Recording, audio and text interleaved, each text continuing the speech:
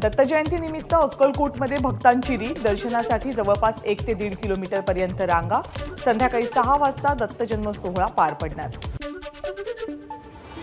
दत्त जयंतीनिमित्त शिर्डीमध्येही भाविकांची मांदियाळी। साई मंदिरासह दत्त मंदिर गुरुस्थान, द्वारकामाई, चावडी मंदिराला आकर्षक फुलांची सजावट। 300हून अधिक पायी पालख्या घेऊन भाविक शिर्डीमध्ये दाखल। रात्री श्रींची रथातून मिरवणूक निघणार।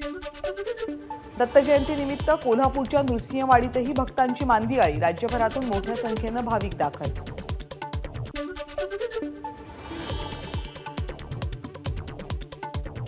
नंदुरबारच्या सारंगखेडामधल्या दत्त मंदिरात दत्त जयंतीचा उत्साह। 15 दिवस देशभरातील भाविक एकमुखी दत्ताच्या दर्शनासाठी लावतात हजेरी।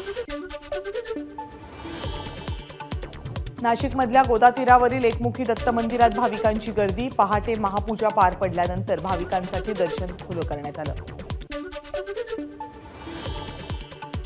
दत्त जयंतीनिमित्त जळगावमधल्या शिवराजे फाउंडेशनने साकारला 12 ज्योतिर्लिंगांचा देखावा। भाविकांची गर्दी।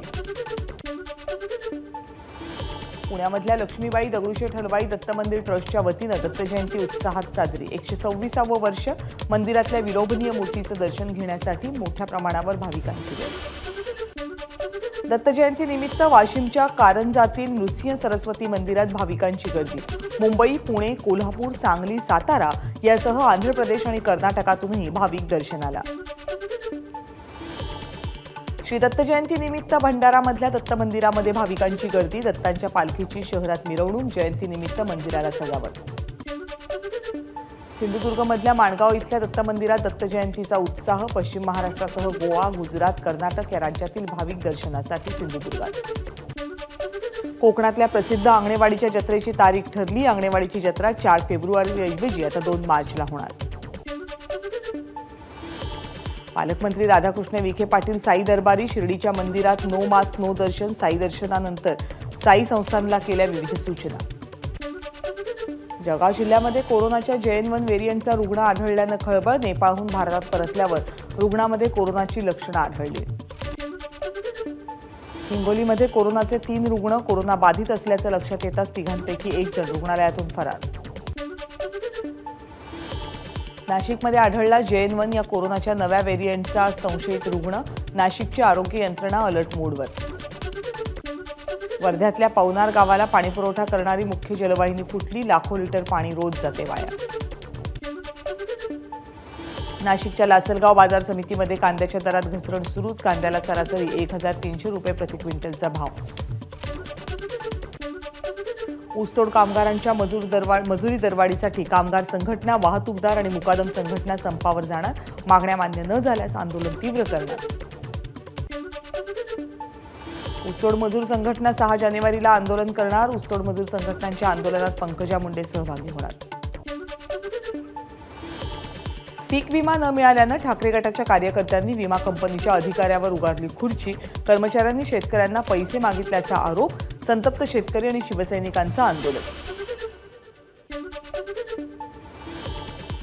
पाझर तलावात गेलेल्या जमिनीच्या मोबदल्यात मावेजा देण्यासंदर्भात बीड न्यायालयाचा 2016 मध्ये निर्णय, पण 16 ते 22 या काळात 6 पानं निर्णयाची बदलण्यात आल्याचा प्रकार उघड। क्रिसमस आणि नववर्ष स्वागताच्या पार्श्वभूमीवर कोल्हापूर पोलिसांची कारवाई। उजळाईवाडी इथल्या माया कॅफेवर पोलिसांचा छापा। मद्यसाठा, रोख रक्कम, DJ यासह 2,82,000चा माल जप्त। भंडाऱ्यात 2 शेतकऱ्यांनी शेतातील धान पिकाला लावली आग। अवकाळीनं झालेल्या नुकसानीचा सरकार आणि विमा कंपनीकडून मोबदला न मिळाल्यावर शेत जाळून व्यक्त केला संताप। नाशिकच्या सिन्नर तालुक्यातल्या गोरख शिरसाट या शेतकऱ्यानं केली आत्महत्या। कर्ज परतफेडीसाठी बँकेनं तगादा लावल्यामुळे शिरसाट यांनी आत्महत्या केल्याचं संशय। भंडाऱ्यातल्या जवाहरनगर मार्गावरील साहुली गावाजवळ दुचाकीस्वाराचा अपघात। 2घांचा मृत्यू, 1 जण जखमी। अमरावतीच्या खोलापूर फाट्यावर एसटी चालकावर हल्ला। बस न थांबवल्यानं बस चालकावर पाईपनं वार। चालक गंभीर जखमी। अज्ञात आरोपीवर गुन्हा दाखल।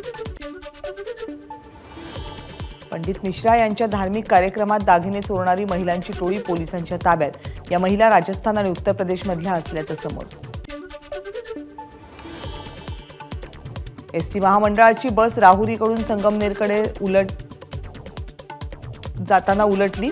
एक्सेल तुटल्यामुळे बस उलटली, काही शालेय विद्यार्थी किरकोळ जखमी. संगमनेर तालुक्यातल्या पिंपरणे गावातली घटना. अज्ञातांनी महिला शौचालयामध्ये ठेवला महिलेचा विद्रूप केलेला पुतळा. सातारा शहरातल्या रविवार पेठ परिसरातली घटना. रात्री पुतळा बघून अनेकांचा थरकाप, पोलिसांकडून संबंधिताचा शोध सुरू. अहमदनगरमधल्या खोसेवस्ती परिसरामध्ये बिबट्याचा मुक्त संचार. बिबट्यामुळे नागरिकांमध्ये भीतीचं वातावरण. अहमदनगरमधल्या खोसेवस्ती परिसरामध्ये नंदुरबारच्या सारंगखेडा चेतक फेस्टिवलमध्ये होणाऱ्या अश्वनृत्य स्पर्धेसाठी सूर्या घोडा दाखल. 18 प्रकारच्या डान्स स्टेप करणाऱ्या घोड्याची जोरदार चर्चा.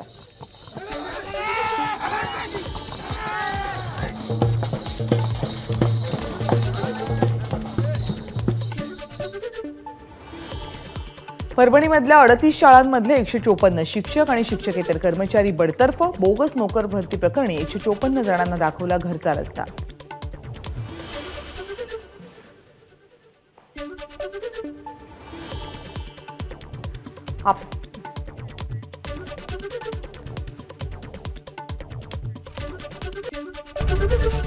एबीपी माझा, उघडा डोळे बघा नीट.